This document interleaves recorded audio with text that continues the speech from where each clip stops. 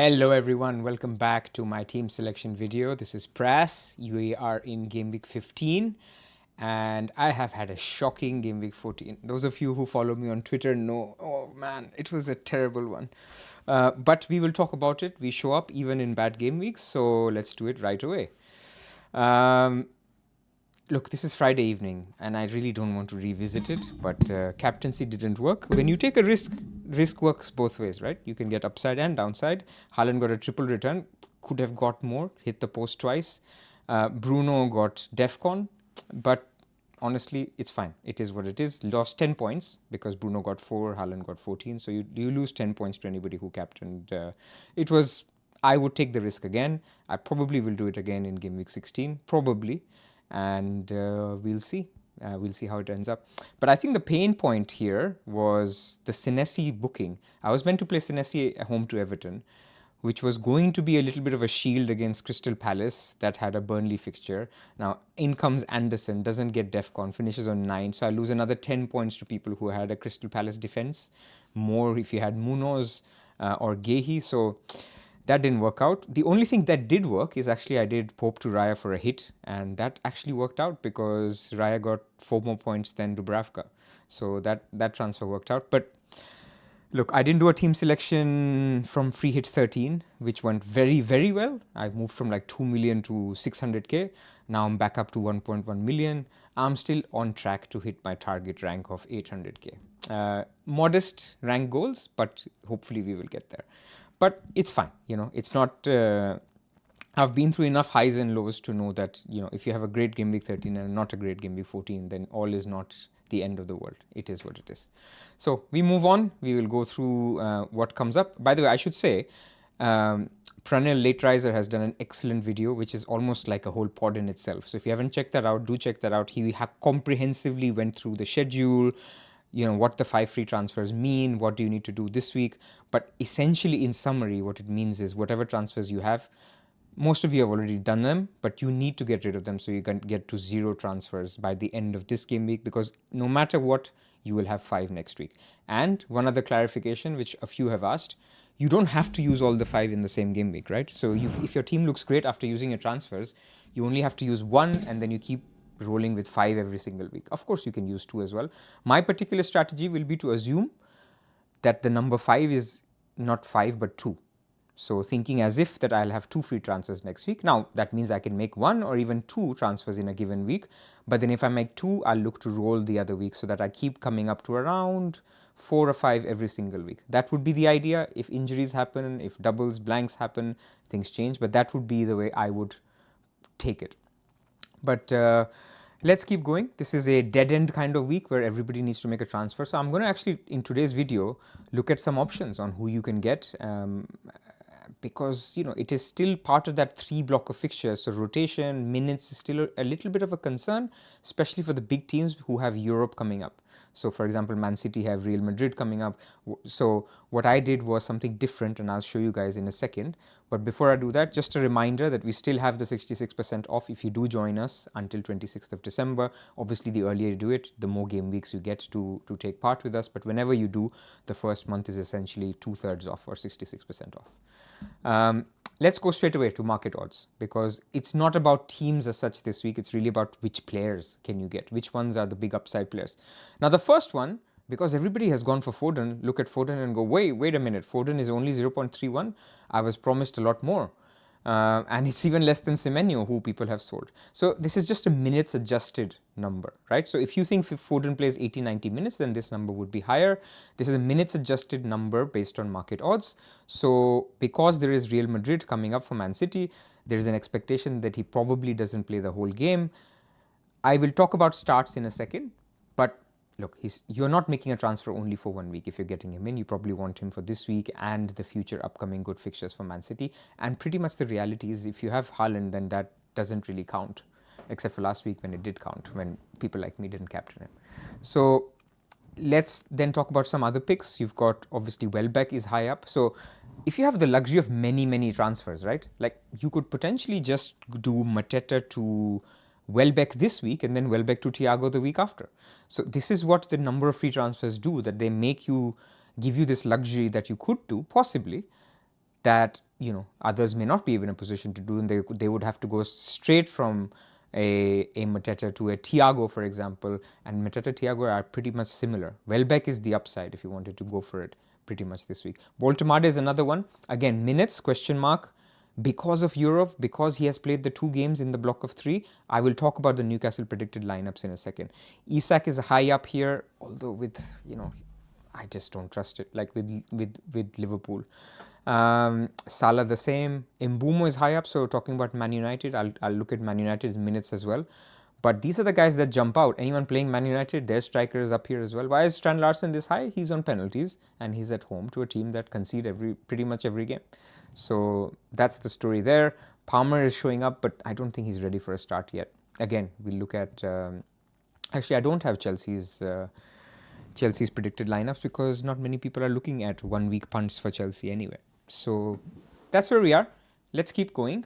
And this is what I was talking about. So what I'll do is I've got for Arsenal, who else do I have? Arsenal, Brighton, Man United, Man City, and Newcastle. These are the 5 teams that are playing the 3 promoted plus West Ham and Wolves. Essentially the teams that you can look to target, right? Sorry, no disrespect to Sunderland fans, but it is Man City playing you. So these are the 5 teams that for anyone who's on free hit, anyone looking for a transfer, these are the players that you're looking from. So I have gone to Emma, who is Emma @jump the wave. You can see it up here if you can read it. And she's also on bsky, emma1.bsky.social.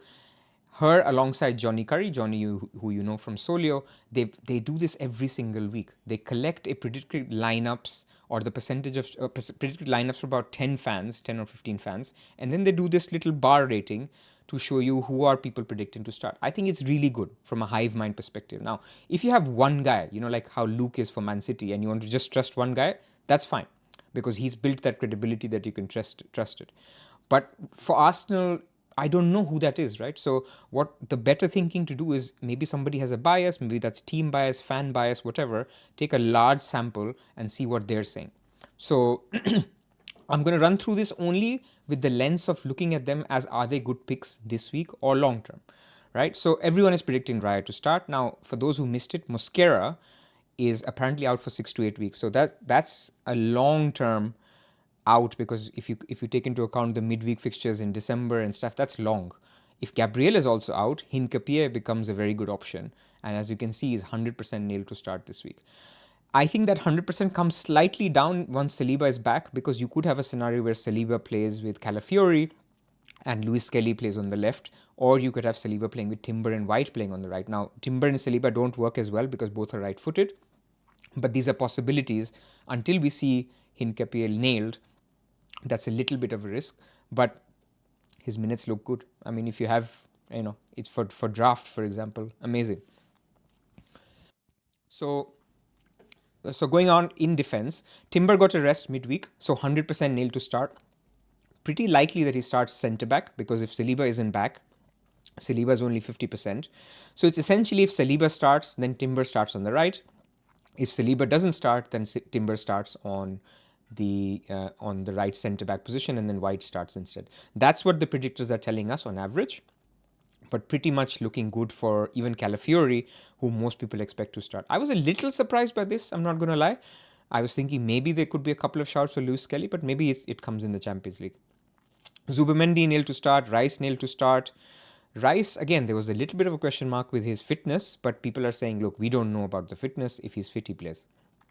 And then Merino and Eze are likely. There's only a couple of people that think they don't start. And instead, people are thinking maybe Madueke gets another run out. And in Merino's case, maybe they're thinking Gyökeres gets a start. So Saka looks nailed on to start as well. So that's the flavor that you get in terms of what you're thinking about your subs, in terms of people to get. I don't think people are, have jumping on Arsenal picks this week, but looking at this, you can be fairly confident that your Saliba and Timbers of this world will start this week, even in Eze. Now we go to 1 week punt territories, because Brighton have a very, very nice fixture, home to West Ham.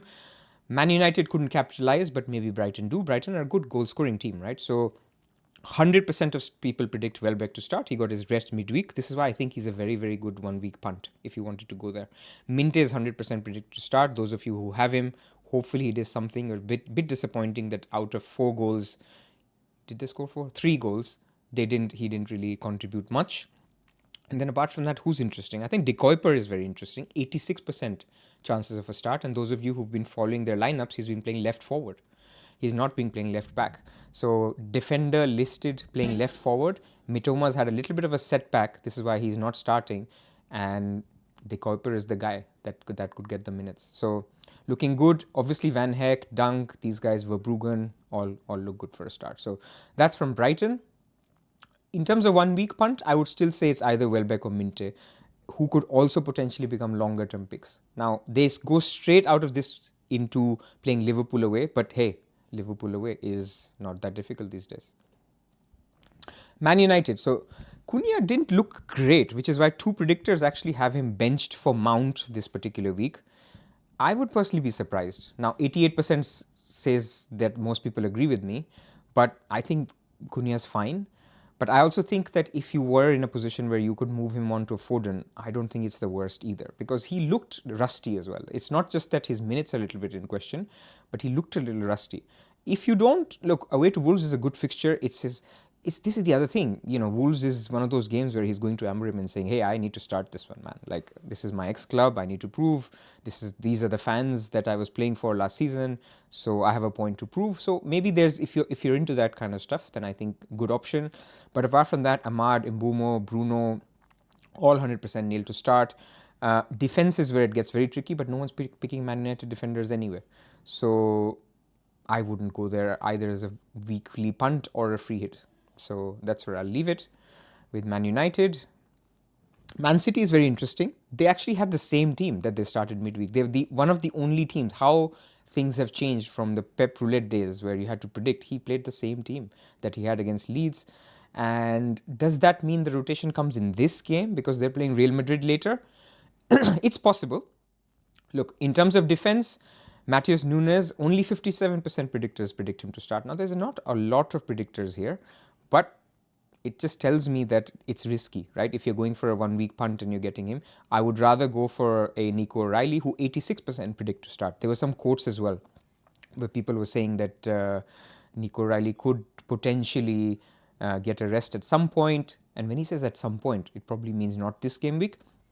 But don't be surprised if anything could happen. Even Guardiola is not 100% likely to start this week. Sorry, not likely, but predicted. There's one predictor that predicts a rest for him. So that's about it in defense, O'Reilly or nobody. And if you have him, probably start him. And then you get into midfield. And again, Reinders, 2 people predict him not to start, but pretty much looking okay. Doku is also 71%, but Foden is 100%. Everybody thinks, given the form that he's in, he didn't get an early sub, but he did get a sub, which would suggest that, they want him to play in the Premier League. And I wouldn't be surprised if the Champions League is where he gets the rest, but that's Real Madrid. Maybe he just keeps playing a little bit like Haaland. Like right now with the form he's in, I would be surprised if he's dropped. And then Cherki is at 57%. About 4 people predict him to start, 3 people predict him not to start, and Bernardo Silva to start instead. Nico O'Reilly could also play in midfield, by the way. There's one predictor that says that Ait Nouri could start, but Nico O'Reilly still plays anyway. And Pep has been talking about something like this. So that's what I will say. I think Foden looks a good enough punt, even though, there's some risk of rotation in Man City in general, but the predictors agree that it's not really too bad. And then finally, Newcastle. Newcastle are actually a very interesting one because I think on paper their fixture is the best out of everybody. But it is also the riskiest team at the moment because you just don't know. Eddie Howe has been known to rotate a bit, and Gordon is now fit. He got some minutes, even scored. 83% of predictors predict that Gordon will start.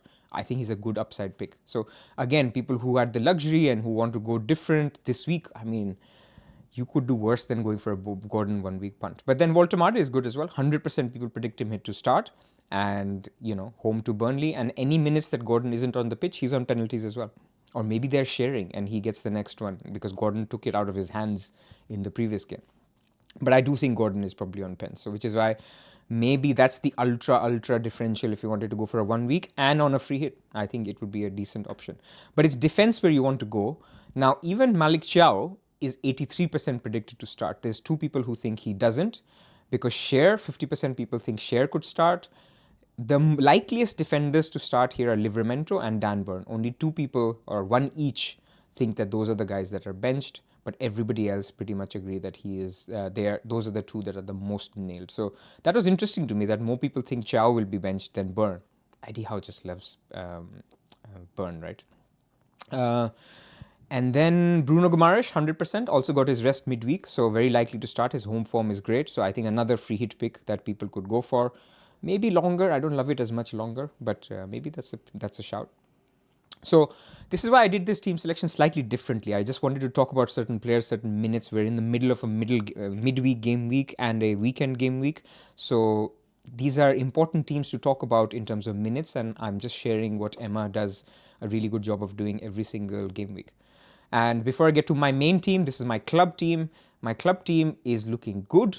This week I had a very, very good game week, the week before the free hit week actually. Scored over 250 points. I lost the last week, both in FPL and here, because the guy I was playing had Haaland, man. I mean, in club, Haaland is very hard to get. Those of you who play know it. So yeah, this is my team for this week. My defense looks great. 2 people playing Burnley at home, 1 Crystal Palace at home, 1 West Ham. In fact, I'm benching Timber and Munoz. And again, people who don't know the rules, you only get a certain number of games with each player, right? So it's not about, oh, do I not think Timber is better than Van Heck or whatever. I want to play Timber when he's playing Wolves at home next week and take out some easier games with these cheaper players. And I've got Foden, I've got Bruno, Szoboszlai, so it looks good. If you want to join, there'll be a link. If you join that, you can use the wire code to join, and that'll help us out. And that is my team. I think it is the obvious move for me this week. I had 1 free transfer. I had enough money to do Semenyo to Foden, and that is what I did. I did that before Semenyo dropped and Foden rose, so made 0.2 out of it, but it wasn't for team value reasons. I just think Foden is the better pick going forward. Remember, this week is a mirror image of game week. Which one is it? Is it game week 21 or game week 20? One of those weeks. Let me check quickly so that I give you the right answer. It is the mirror image of game week 19 actually. So 15 and 19 are mirror images of each other. So if you've got a good team this week, you have a good team in game week 19 as well. So getting Foden for the 2 games, getting Minte for playing West Ham twice, getting Anderson playing Everton twice, that's just a good way to sort of use your transfers. And if you want to get there, again, Bruno playing Wolves twice. So happy with the team. I mean, I should read it out. So double Arsenal defense. Glad to be on double Arsenal defense. People who are not on double Arsenal defense, I can see people going for short-term punts on Hincapié, home to Wolves. Not a bad shout at all. Van Dijk, look, I'm going to see this out. Van Dijk has, let me see, how long can I be patient with him? He has Wolves at home and Leeds at home in 18 and 19. That's when I will be saying goodbye to him after game week 19 if things don't change dramatically. He does have Burnley at home in game week 22 as well, but that's sandwiched between Arsenal away and Bournemouth away. So in short, till game week 19, till he plays Leeds at home again, the mirror image of this fixture is when Van Dijk has to score that very elusive bullet header that he's threatening to do pretty much every game. Last game week, Kirkes literally stopped his header from going in. And then we see where we go. I still have Senesi. What am I planning next week? I will definitely do Mateta to Thiago, and I may use the second transfer. That second transfer could be used for, let's say, getting Schade. It could be for Anderson or Minte. I could get a 5th defender, so I can move to a 4-4-2, and that 5th defender could be a Palace one. But Palace play Man City next week, so I wouldn't be in a rush to do that. But at some point, that could be something that I do. And yeah, that would be a structure that I would be happy with. I don't think I need a 3rd forward, so this structure will stay, but I do think I need a better defender here to get me through weeks like last week where I had to play Anderson home to Man City because one of the guys was suspended. So that's it. I'll leave it there, just under 20 minutes. So hopefully that was helpful. Hopefully you have your nice little punts and you're in a good position for game week 15. And teams are going to start looking very similar going forward. So don't worry about it. That's just the phase we're in. As long as your team is good, you should hopefully all keep growing in rank, and then you get to your goals by, as long as you're being sensible about those 5 free transfers and not being greedy in spending all of them, by game week 19, 20, 21, you should start seeing gains. If you have a lot of transfers in the bank, you can take punty positions on picks in those periods, which may emerge. All right, that's it for me. Have a good game week 15. Have a good weekend. I will see you with the guys on Tuesday next week for the main pod. Take care.